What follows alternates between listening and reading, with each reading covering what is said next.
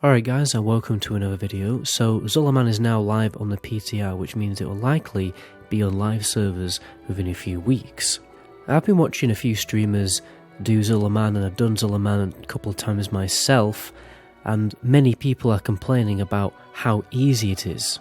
And I'm there like, well, it's supposed to be easy. I mean, Zul'Aman really is just a step up from Karazhan. It's supposed to be an easy catch-up raid for people who want to be able to kill Illidan before Sunwell comes out. It really is the Zul'Garub of TBC Classic. I mean, it's kind of obvious it actually has the same theme. Speaking of catching up guys, if you're looking for an extremely fast leveling guide for leveling up your new alts, you want to check out Rested XP, you'll find a link to that in the description below, and that massively supports the channel. But anyway, let's carry on. Now, the problem is we have people who've been playing private servers. And on private servers, Zul'Aman was always tuned up to be on par with raids released in the same tier. They intentionally made it difficult, and especially difficult, to do a timed run.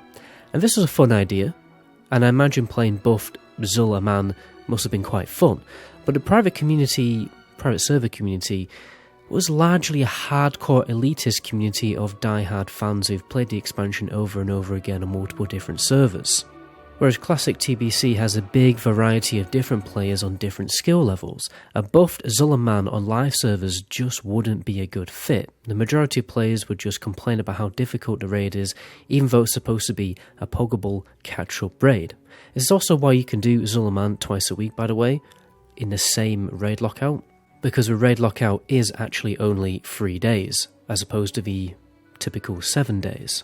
Personally, I think this is why Blizzard should have done heroic modes for TBC Classic Dungeons, or even like a mythic mode, because that would have satisfied the needs of every player who plays Classic TBC. That's probably not going to happen. We'll have to wait until Wrath of the Lich King. The one downside to this easier difficulty is the mount run. Due to it being so easy, it will make the mount more accessible. I guarantee within a month of the ZA released, you're going to see most people in Shatterer on the Yamani Warbear, which is honestly a little cringe, and it depreciates the sense of achievement from obtaining that mount. And when you see someone on that mount, it just won't be seen as such a big flex.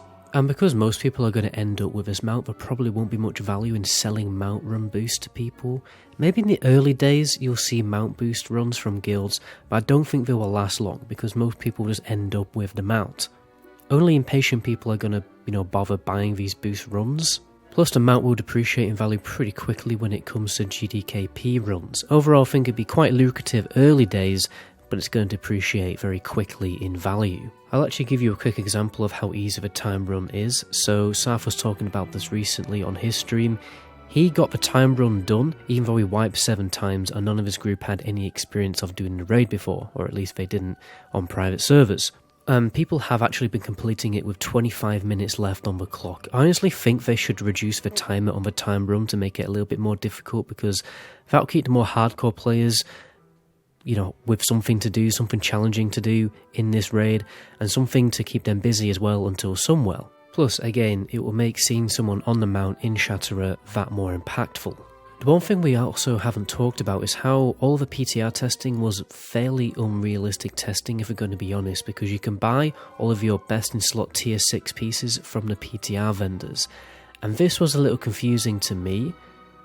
I don't understand why Blizzard did this, because ZA is supposed to be a raid that you can do as a fresh level 70, well, semi-fresh anyway. You have to be decently pre-raid geared. On the PTR, they shouldn't have allowed people to copy characters and only given people pre-raid gear to properly and accurately test the difficulty of the raid how it's supposed to be for fresh level 70s.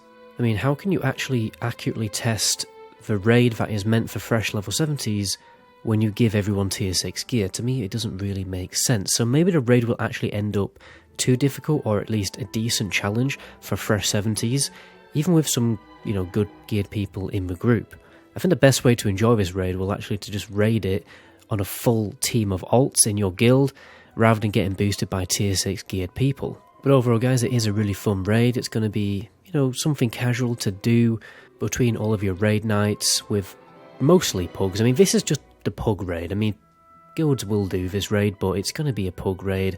There's a lot of best in slot loot in this raid actually for every single class, so there's going to be loads and loads of Zul'Aman pugs going probably quite frequently without the day. which again gives us something fun and interesting to do while we wait for Sunwell to come out. Anyway guys, that is the end of the video there. My name is MetaGoblin. To my next video, ciao.